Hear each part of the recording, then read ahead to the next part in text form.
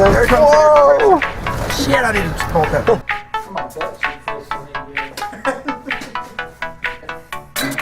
let's bypass this shit. Josh is pissed. Look over the truck. It's still got all my tools in it. It's just riding around. I just got to thinking today at work. I had an interesting story.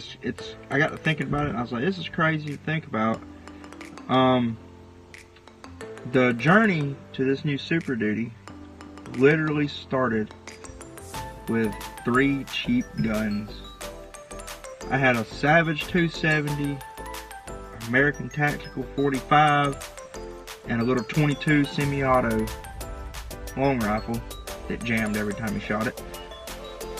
And I found a guy on Facebook with a 1985 Dodge D150 4-wheel drive with a 318 in it.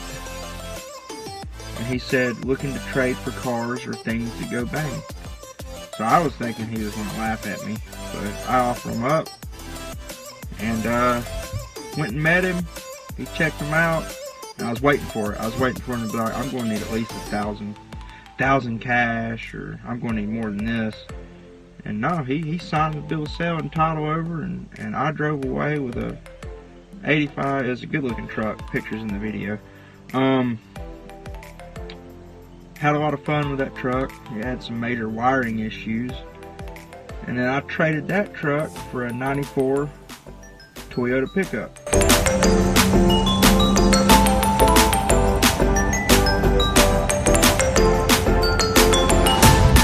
I think it was a 94. Yeah, it was a 94 with 3.0 V6 4-wheel drive. Had a lot of fun in that truck. Damn, Toyota did it! Huh? Toyota did it!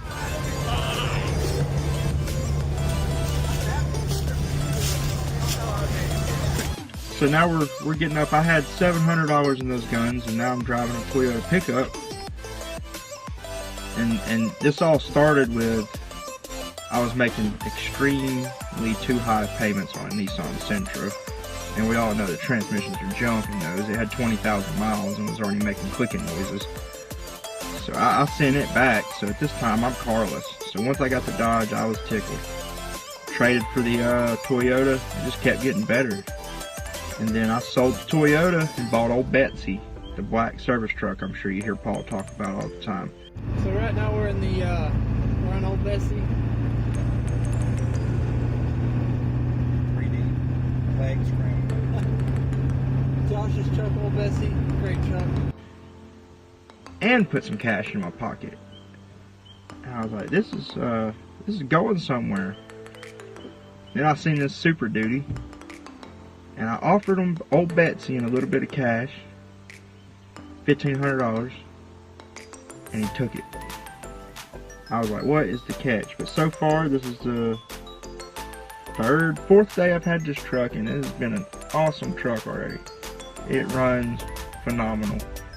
And I'm so glad I did it. And the moral of it is it's crazy how valuable some things are to some people that aren't that valuable to you. Like those guns, I didn't care about those guns.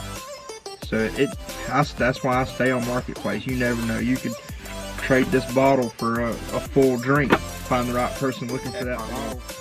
2 acre fish pond. This is my happy place. You can see all the pollen in the middle of it. This is where I come when I just want some peace and quiet. I just want to relax for a little bit.